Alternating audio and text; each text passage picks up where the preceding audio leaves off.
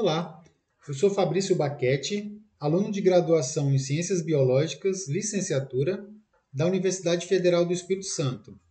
E nesta videoaula trarei atualizações acerca do assunto chikungunya.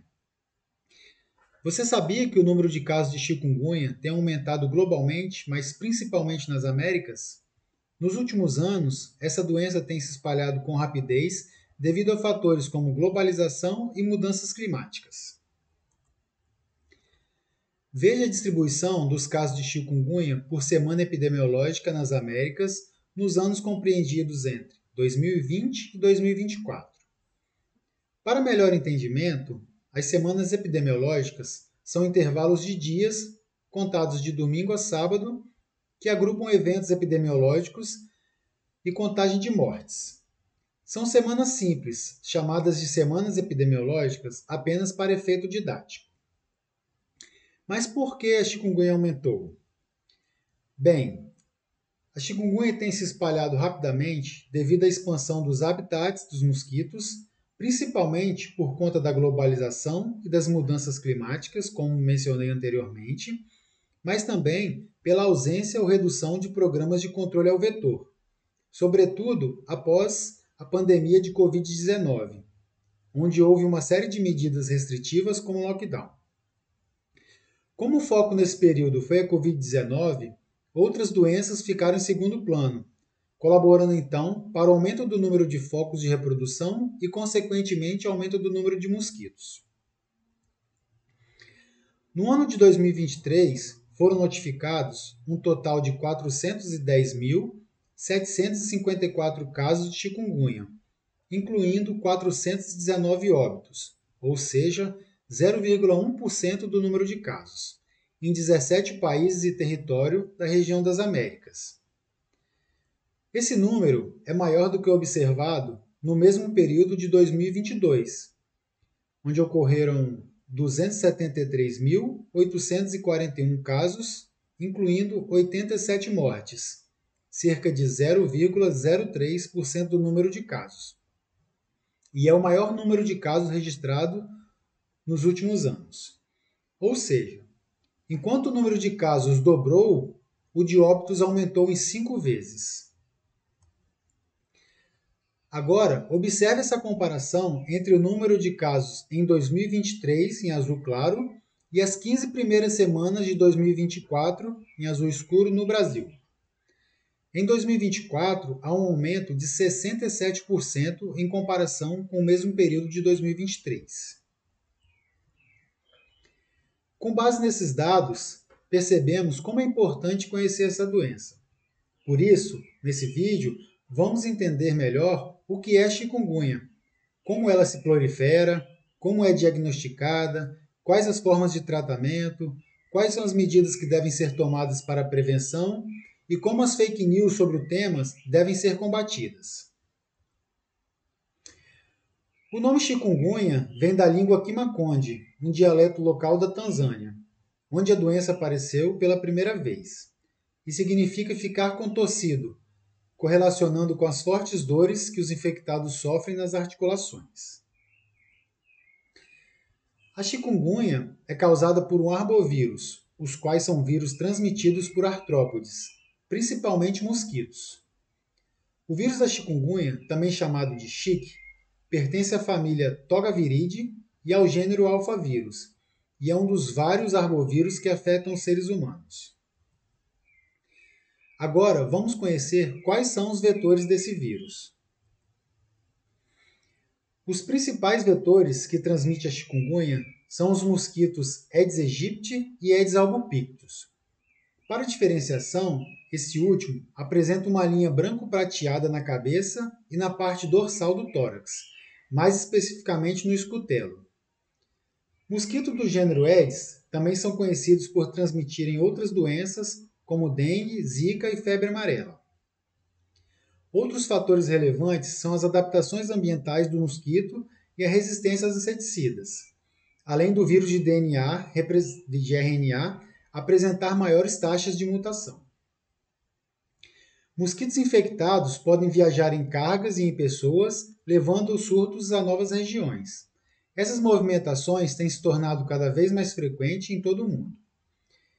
Esses mosquitos são favorecidos por climas mais quentes e ambientes urbanos onde há amplos espaços para se esconderem, como embaixo de mesas, atrás de cortinas, e para se reproduzirem como utensílios que retenham água, por exemplo, pneus, vasos de plantas, tambores, calhas, garrafas. No Brasil, eles estão amplamente distribuídos, principalmente em áreas urbanas e periurbanas, onde a água parada é comum. No Brasil também temos o costume de intensificarmos o combate aos focos de reprodução apenas em períodos de surto da doença, e este é um dos grandes erros. O combate, na verdade, deveria ser um trabalho permanente de toda a sociedade, inclusive do poder público. Veja agora a morfologia desses mosquitos. Eles apresentam antenas, número 1, apêndices locomotores, ou seja, 3 pares de pernas, número 3, tórax, onde está localizado o escutelo, no número 4, asas, as quais batem de 400 a 600 vezes por segundo, número 5, e um aparato bucal do tipo picador-sugador, com probóscide composta pela hipofaringe e pelo lábio, número 2.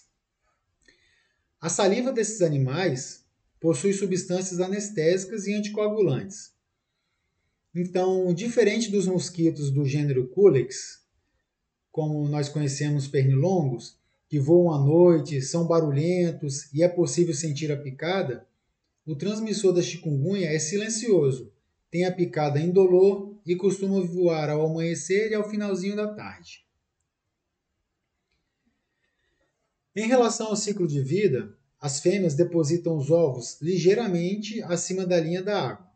E quando o nível sobe, ao entrar em contato com a água, os ovos eclodem e há a liberação da larva, com adaptações para o hábito aquático.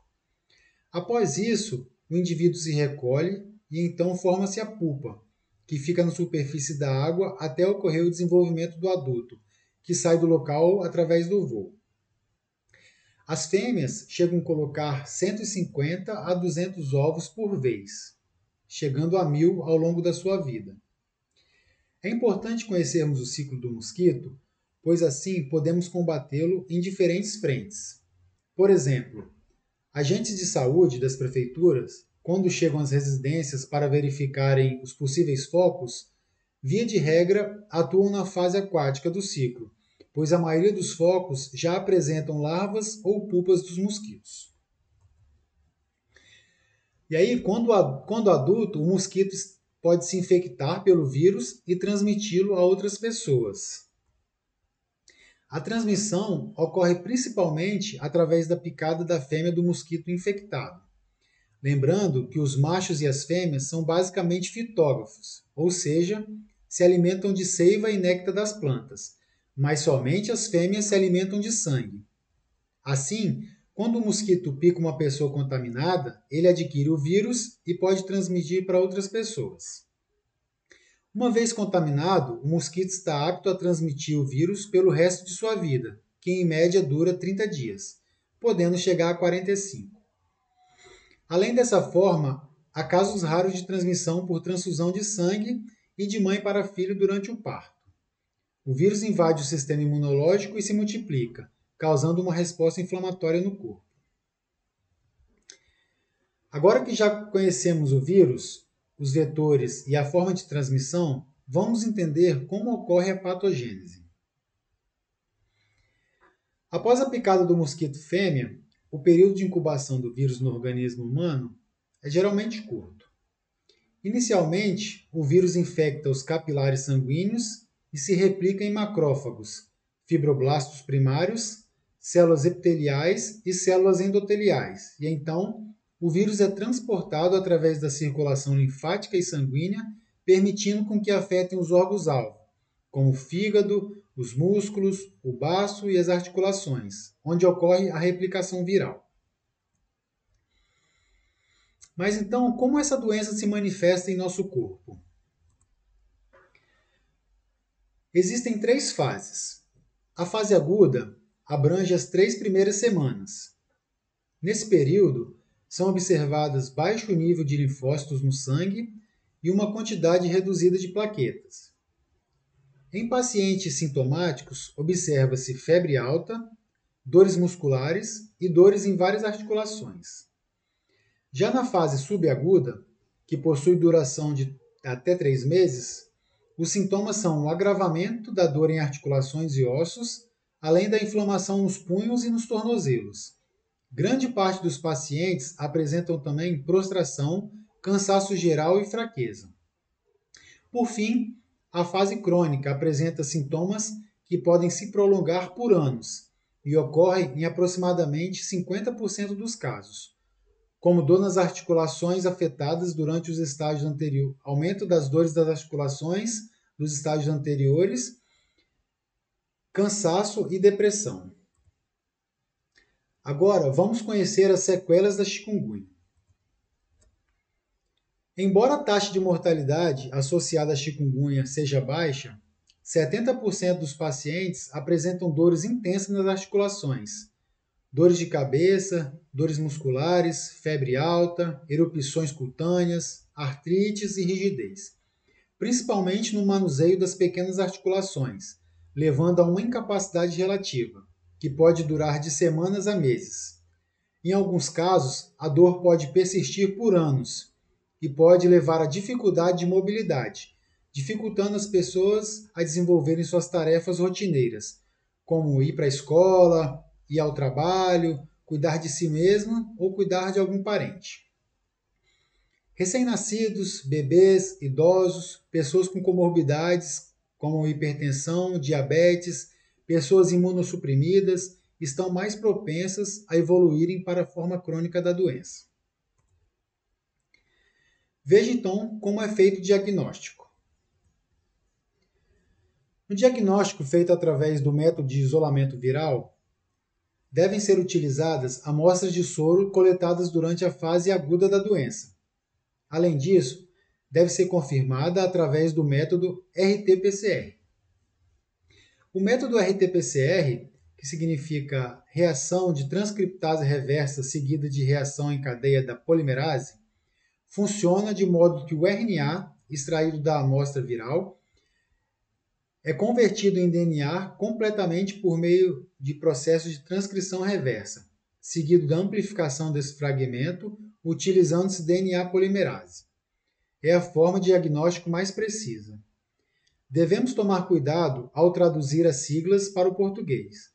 Nesse caso, o RT é de transcriptase reversa e não de real time. Apesar desse exame ser possível vê-lo em tempo real a amplificação dos fragmentos de DNA. Os testes sorológicos são o teste de ELISA, de captura de MEC-ELISA, e o PRNT, teste de neutralização por redução de placas. O primeiro é uma técnica imunoenzimática, baseada na reação antígeno-anticorpo, utilizada para a detecção de anticorpos, IgG e IgM. Anticorpos IgM indicam infecção na fase ativa, pois eles são os primeiros anticorpos a aparecerem quando o vírus ataca o nosso corpo. Já os anticorpos IgG também são uma resposta ao vírus, porém atuam na fase mais tardia da infecção, indicando que já houve um contato. Já o diagnóstico pelo teste PRNT é feito pela detecção de anticorpos neutralizantes e observação de um aumento de 4 vezes em amostras da fase aguda e convalescente. Atualmente, não existe um tratamento antiviral específico para o chikungunya. O tratamento da doença é focado no alívio dos sintomas, com medicamentos como paracetamol e anti-inflamatórios para controlar a febre e a dor. É importante que gestantes consultem um médico antes de usar qualquer medicamento, já que alguns podem ser contraindicados durante a gravidez. Sobre a prevenção. Não há vacina disponível atualmente, mas você pode ajudar a controlar a propagação do chikungunya eliminando os espaços possíveis de esconderijo e reprodução, como focos de água parada, por exemplo, pratinhos de plantas, pneus, calhas, e adotando medidas individuais, através da utilização de repelentes, roupas que cubram a maior parte do corpo e mosquiteiros, especialmente em áreas com alta incidência de mosquitos. Lembrando que os repelentes eles precisam ser específicos para o mosquito transmissor da chikungunya, no caso o Aedes aegypti e o Aedes albopictus. Assunto importante: cuidado com as fake news. Não se esqueça, as fake news podem espalhar pânico desnecessário. A melhor forma de prevenção continua sendo a eliminação de focos de água parada, onde os mosquitos podem se reproduzir, e o uso de repelentes, principalmente no início da manhã e no início da tarde. Como a circulação do vírus no Brasil é recente, datada de 2014, irão surgir muitas dúvidas e perguntas, bem como boatos e informações desencontradas, especialmente nas mídias sociais. Medidas caseiras, como receita de repelentes e depósito de sal na água dos vasos de planta, são propagandas facilmente vistas na internet e não são eficazes para o combate do mosquito Aedes. É importante que a população busque sempre informações de fontes seguras e confiáveis. Em caso de suspeita de chikungunya, procure um profissional de saúde para orientação e tratamentos adequados. Obrigado por assistir. Esperamos que esse vídeo tenha ajudado a esclarecer suas dúvidas sobre o chikungunya.